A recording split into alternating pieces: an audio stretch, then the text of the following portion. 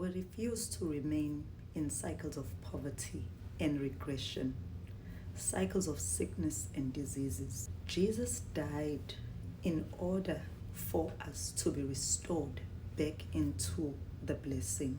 See, both curses and blessings impact our experience in this window of time. The Bible tells us about a woman who had an issue of blood. 12 years she had an issue of blood. 12 years of depletion, physically and financially.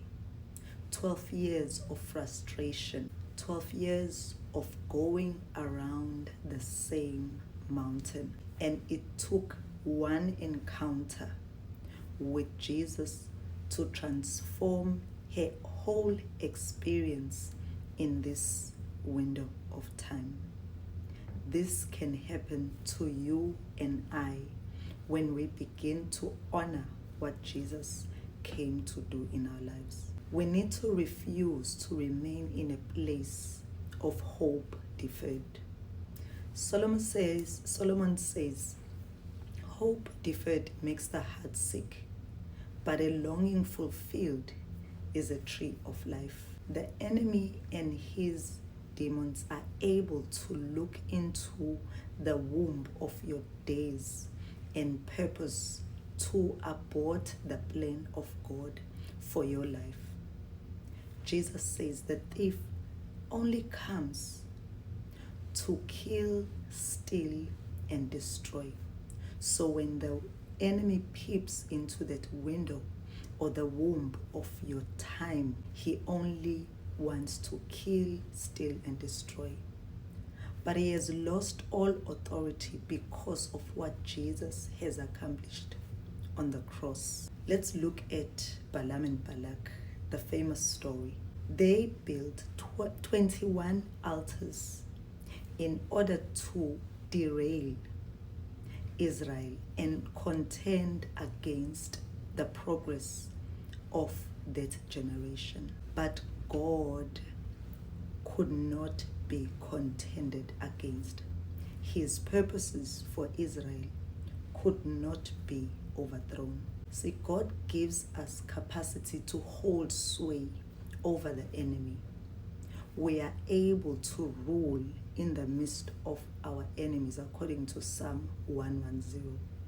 Even when the enemy wants to ambush us with his demonic altars, we overcome by the blood of the Lamb and by the word of our testimony.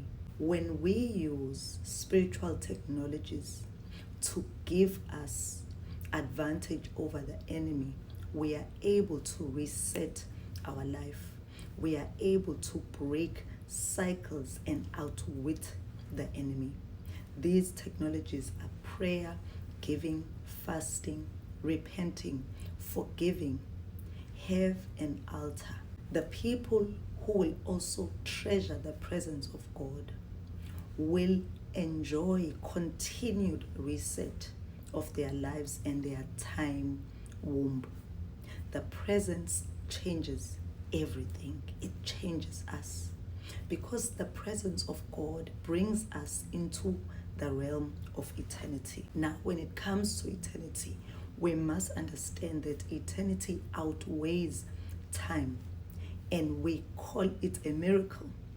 See, what a miracle is when the state and the condition of our lives in this window of time is interrupted by the Ancient of Days, and we begin to experience transformation, and it changes our experience in this window of time.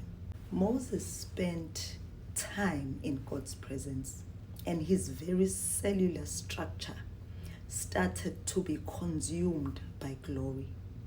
There is no poverty in glory. There is no sickness in glory. There is no delay in glory. The glory of God is the weight of his presence, and it comes to outwit the agenda of the enemy. It comes to reset our times. It comes to restore our years. When we have an encounter with God, generations are impacted. That encounter rewrites everything. It rewrites our scroll in this window of time.